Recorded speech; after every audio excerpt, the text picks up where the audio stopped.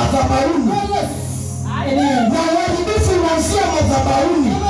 Kuinuka kwako kunaanzia madhabahuni. Na kuanguka kwako kunaanzia madhabahuni. Hakuna mtu ataharibu maisha yako, ama hakuna mtu atanyanyua maisha yako asipokuwa na madhabahu. Kwa maana yule mtu anayekuharibia anakutolea sadaka. Bwana Yesu asifiwe. Yaani usiseme mimi nimefungwa. Yaani mtu ametoa sadaka kwa ajili yako.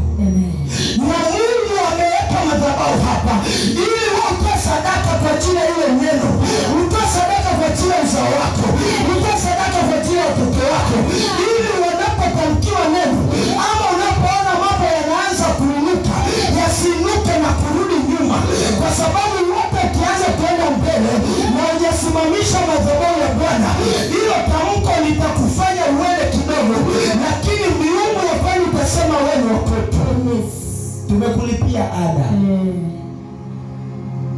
Lakini unaposimamisha madhabahu ni kusema kwamba mimi nimeipiwa huku, mimi ninaishi huku, mimi nchi yangu sio ya magonjwa, nchi yangu